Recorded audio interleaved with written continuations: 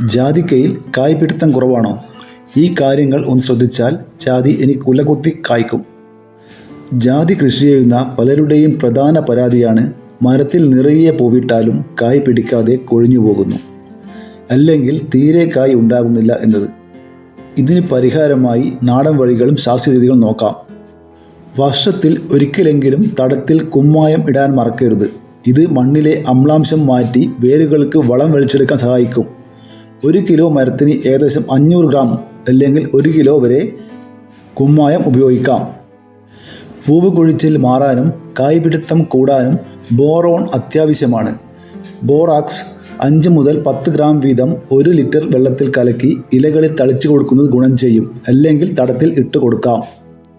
കായ്കൾക്ക് വലിപ്പവും തൂക്കവും കൂടാൻ പൊട്ടാഷ് അടങ്ങിയ വളങ്ങൾ നൽകണം. ചാരം നല്ലൊരു പൊട്ടാഷ് സ്രോതസ്സാണ്. കൂടെ എല്ലുപൊടിയും വേപ്പിൻ പിണ്ണാക്കും നൽകാം. വേനൽക്കാലത്ത് ജാതിക്ക് കൃത്യമായ നന നിർബന്ധമാണ്. വെള്ളം കുറഞ്ഞാൽ കായ്കൾ ചുക്കിച്ചുളിഞ്ഞു പോകും. എന്നാൽ വെള്ളം കെട്ടിനിൽക്കാനും പാടില്ല. ജാതിക്ക് തണൽ വേണം, പക്ഷേ അമിതമാകരുത്. സൂര്യപ്രകാശം ഒട്ടും കിട്ടാത്ത അവസ്ഥയുണ്ടെങ്കിൽ കായ്പിടുത്തം കുറയും. ഇടയ്ക്ക് കൊമ്പുകൾ കോതി കൊടുക്കുന്നത് നല്ലതാണ്. മരത്തിൻ്റെ ഉൾവശത്തേക്ക് വളരുന്ന കമ്പുകളും കുത്തനെ മുകളിലേക്ക് പോകുന്ന വാട്ടർ ഷൂപ്പ് കമ്പുകളും വെട്ടിമാറ്റുന്നത് കായ്കൾ കൂടുതൽ ഉണ്ടാകാൻ സഹായിക്കും. ശ്രദ്ധിക്കുക, വളമിടുമ്പോൾ തടിയിൽ നിന്ന് 1 അല്ലെങ്കിൽ 1.5 മീറ്റർ അകലത്തിൽ വേണം ഇടാൻ. ഈ അറിവ് ഉപകാരപ്രദമായി തോന്നിയാൽ മറ്റുള്ളവർക്കും ഷെയർ ചെയ്യുക, സബ്സ്ക്രൈബ് ചെയ്യുക. Thank you.